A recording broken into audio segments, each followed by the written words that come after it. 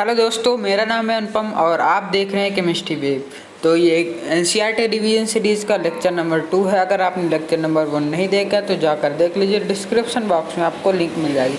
इसके अलावा मैंने ऑक्सीडेशन रिडक्शन चैप्टर 1 का अलग से एक वीडियो बना के रखा है, जिनकी सारी लिस्ट आपको डिस्क्रिप्शन बॉक्स में मिल जाएगी, वहाँ से आप जाकर देख सकते हैं। तो ये आज हम पढ़ेंगे types of chemical reaction, then उसके बाद ऑक्सीडेशन रिडक्शन, देन रेंसिडिटी पढ़ेंगे।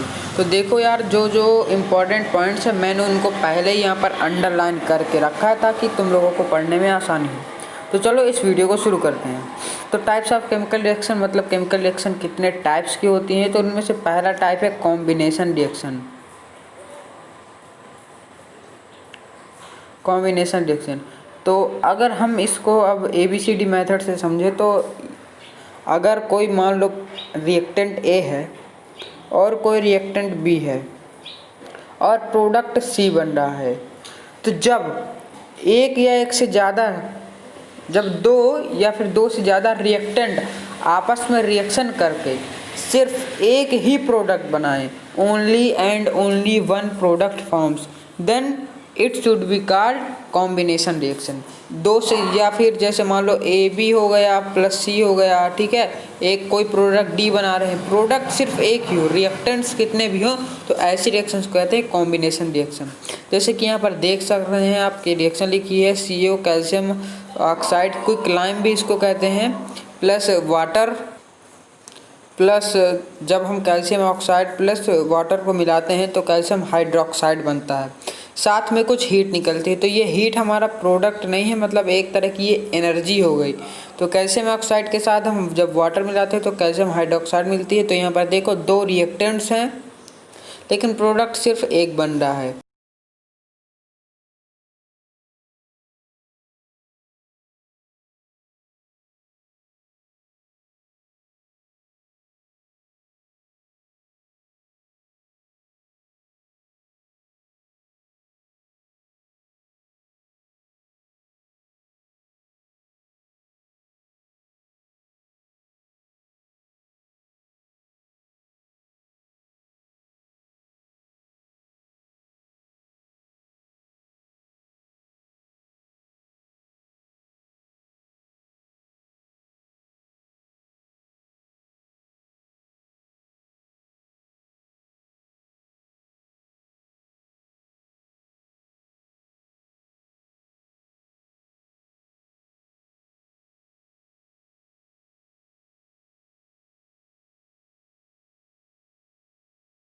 दूसरे यहाँ पर जो दिया हुआ है 2H2 plus O2 gives 2H2O, ठीक है, hydrogen plus water gives hydrogen plus oxygen gives water.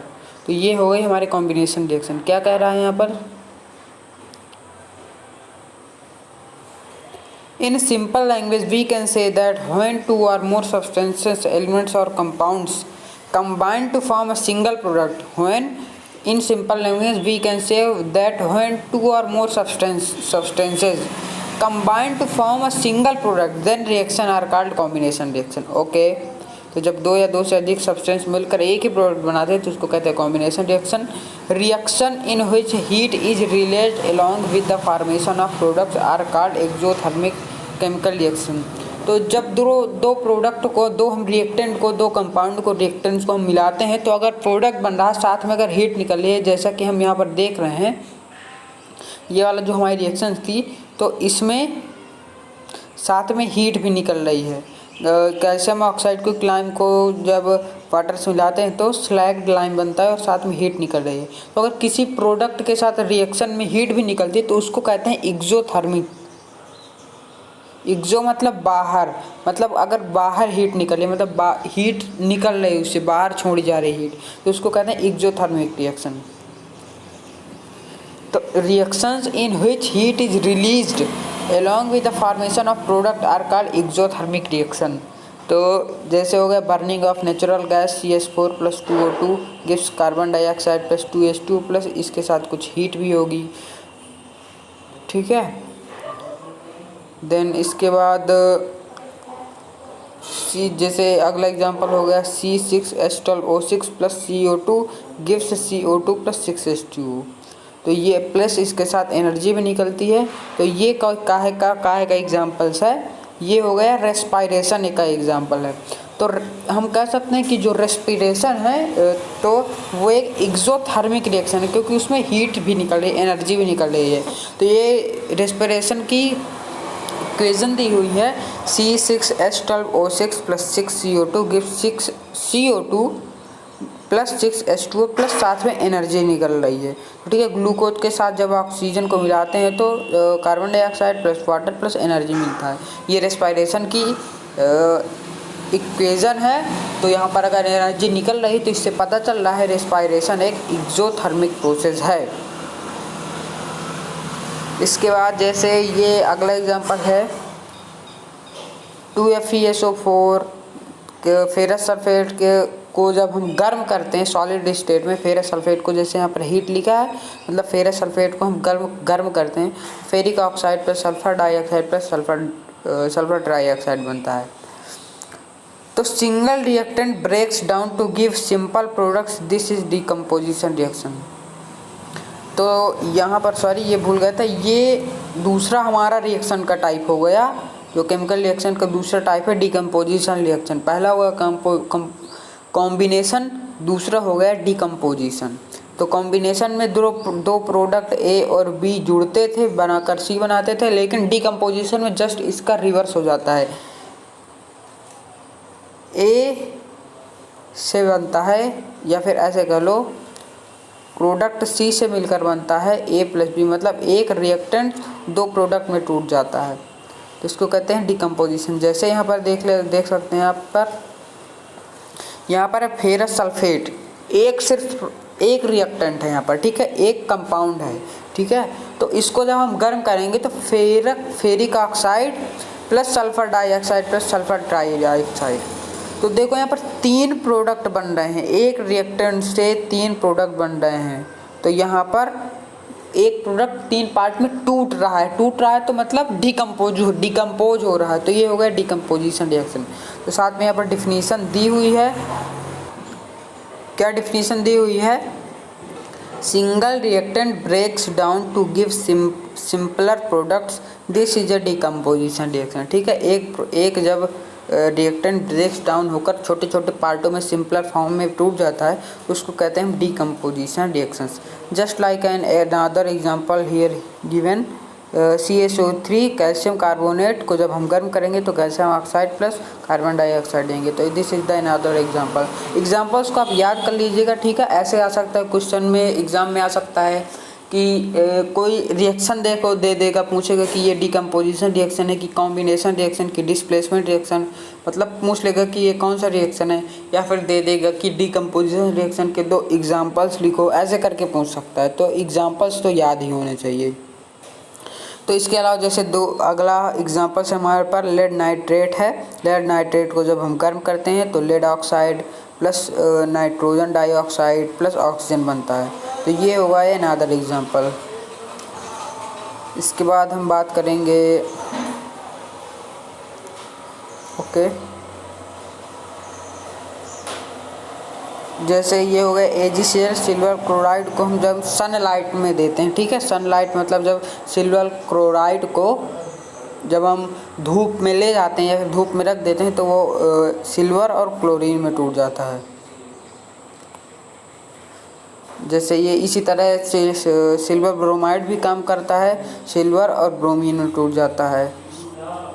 The above reactions are used in black and white photography. Most important, इसको टिक कर लीजिएगा, पूछा जा सकता है मल्टीपल क्वेश्चन में या फिर शॉर्ट आंसर में। तो which reaction is used in black and white photography, ऐसे क्वेश्चन पूछा जा सकता है। तो आप यहाँ पर रिएक्शन लिख देंगे। तो this reaction is used for black and white photography. We have seen that decomposition reactions require energy either in form of heat, light or electricity for breaking down their reactants. Reaction in which energy is absorbed are known as exothermic reactions. तो आप यहाँ पर देख रहे हैं कि जितने भी रिएक्शंस हैं इनको हीट देनी पड़ रही है, ठीक है। एनर्जी का एक सोर्स देना पड़ रहा है, वो चाहे एनर्जी के सोर्स में वो हीट हो या फिर सनलाइट हो या फिर कुछ भी हो तो उनको हीट का रूप में देना पड़ रहा, या फिर हमें इलेक्ट्रिसिटी मान लो देनी पड़ रही है, तब ये रिएक्शंस होगी। तो जिस रिएक्शन में हीट को देना पड़े रिएक्शन होने के लिए, तो ऐसी रिएक्शंस को कहते हैं इंडोथर्मिक रिएक्शन। इंडोथर्मिक और एक्सोथर्मिक दो बहुत इंपॉर्टेंट रिएक्शंस हैं। एक्सोथर्मिक में क्या होता था, जब रिएक्शन हो जाती थी तो उससे हीट निकलती थी, तो एक्सो होता था, मतलब बाहर निकलती थी, तो उसको कहते हैं एक्सोथर्मिक रिएक्शन। लेकिन अगर हीट करने के लिए हम एनर्जी दे रहे हैं तो उसको कहते हैं इंडोथर्मिक रिएक्शन। जैसे यहाँ पर देख रहे हो, यहाँ पर हीट करने के लिए, मतलब ये रिएक्शन होने के लिए एक एनर्जी देनी पड़ रही है, वो है सनलाइट, तभी ये रिएक्शन हो रही है। जैसे हम पीछे देखेंगे तो यहाँ पर जैसे हीट देनी पड़ रही है, ये देखो, ये देख सकते हैं जहाँ पर ये हीट देनी पड़ रही है, ठीक है। तो जिस रिएक्शन में रिएक्शन होने के लिए हीट देनी पड़े उसको कहते हैं इंडोथर्मिक रिएक्शन। देन इसके बाद हम बात करेंगे डिस्प्लेसमेंट रिएक्शन। डिस्प्लेसमेंट रिएक्शन क्या होता है, जैसे मान लो एक AB प्लस C दो रिएक्टेंट्स हैं, तो ये मिलकर क्या बना लेते हैं, AC प्लस B, ठीक है। ऐसा हो सकता है, मतलब आपस में जगह को एक्सचेंज कर लेते हैं। या फिर ऐसा हो सकता है AB plus CD gives AC plus BD, ऐसा हो सकता है, ऐसा बन सकता है, या फिर ऐसा बन सकता है, मतलब आपस में जगह को देख रहे हैं, चेंज कर रहे हैं। तो ऐसी रिएक्शन को कहते हैं डिस्प्लेसमेंट रिएक्शन। अब ये जो पहली ऊपर वाली रिएक्शन है, ये जो पहली वाली रिएक्शन है, इसको कहते हैं सिंगल डिस्प्लेसमेंट रिएक्शन। देखो सिर्फ इसमें एक प्रोडक्ट अपना मतलब अपनी जगह चेंज कर रहा है, वो B मतलब C B की जगह ले रहा है, मतलब सिर्फ एक जगह अपनी चेंज कर रहा है।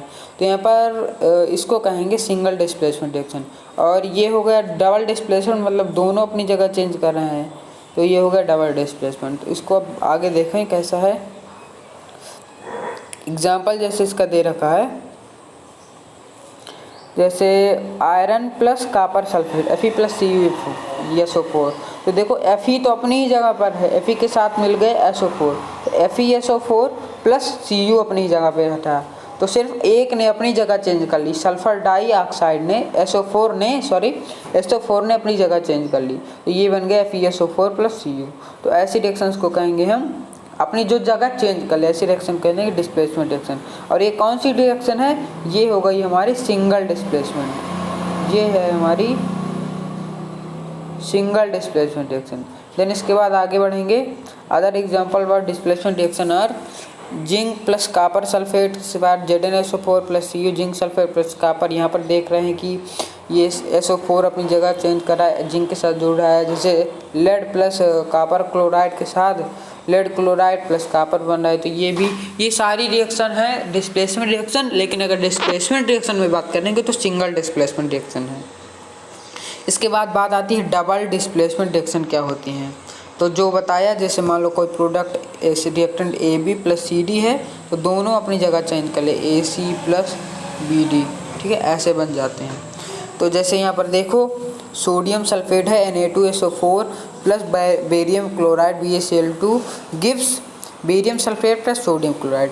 जहाँ पर देखो Na2 के साथ जुड़ रहा है SO4, सॉरी यहाँ पर बेरियम के साथ जुड़ रहा है SO4, एक सेकंड,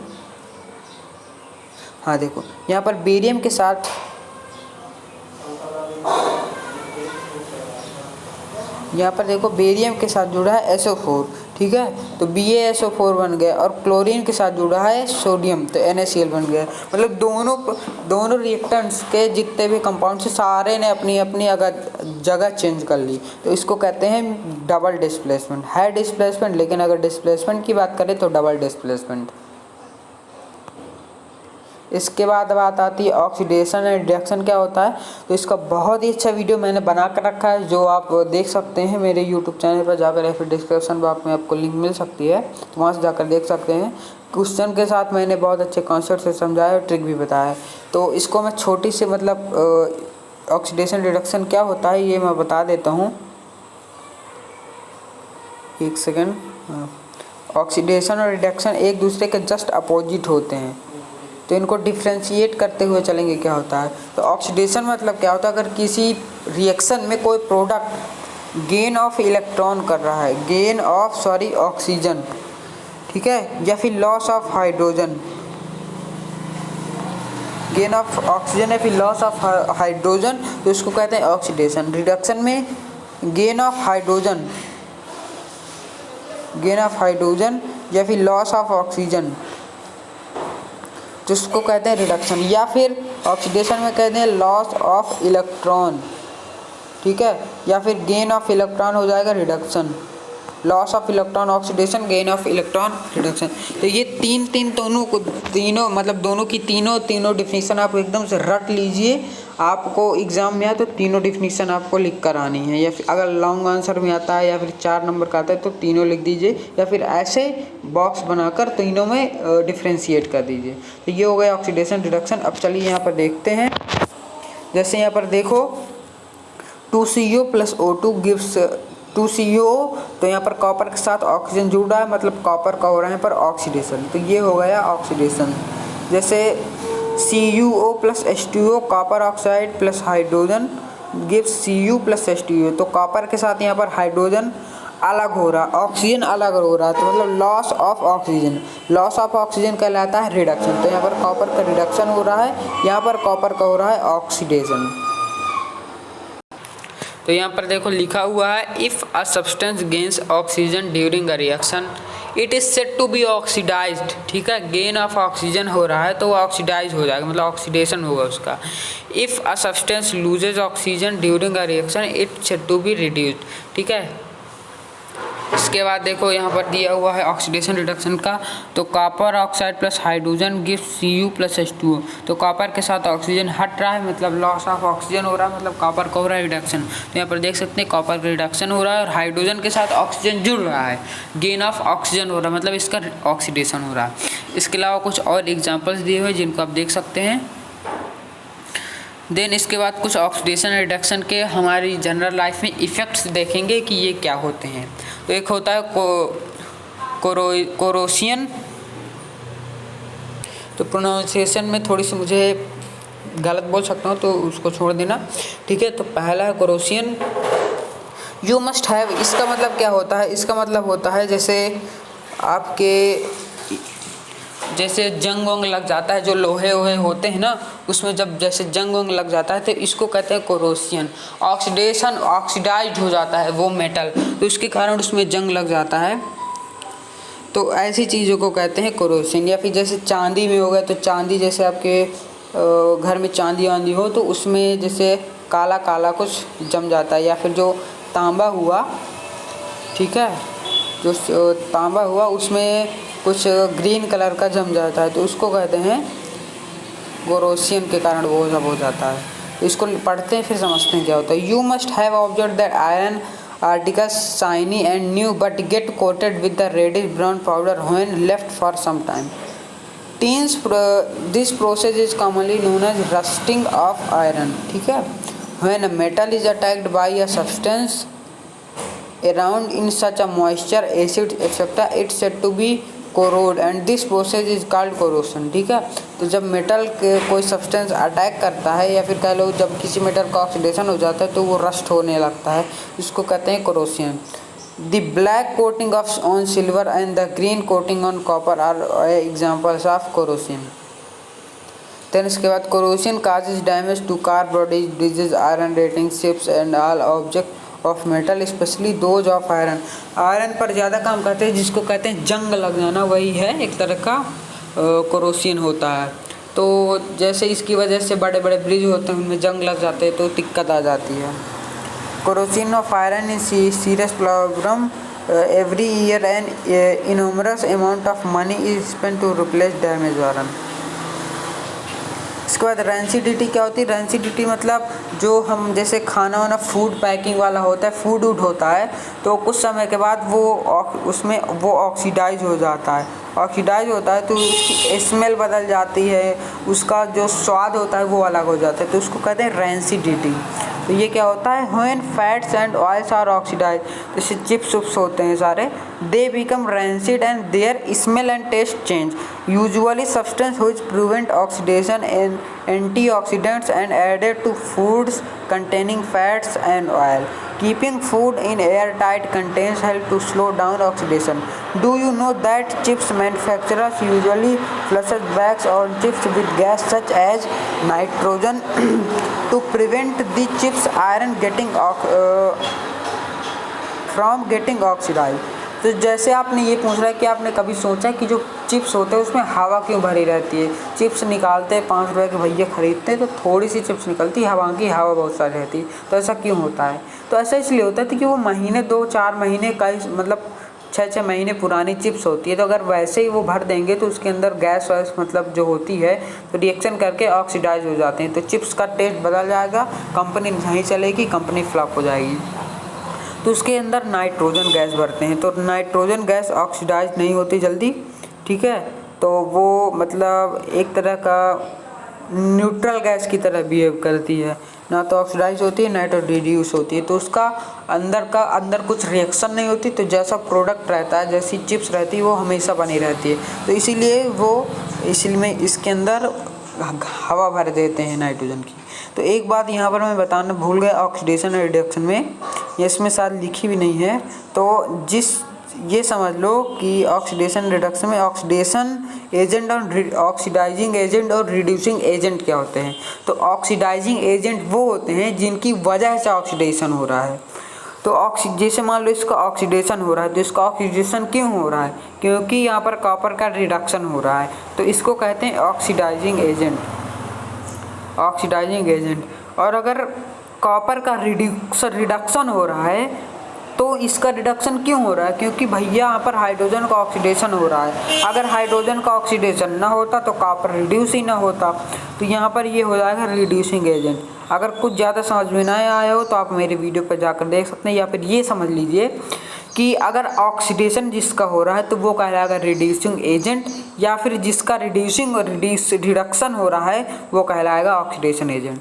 यहाँ पर छोटी सी बात थी, काफ़ी इंपॉर्टेंट बात थी।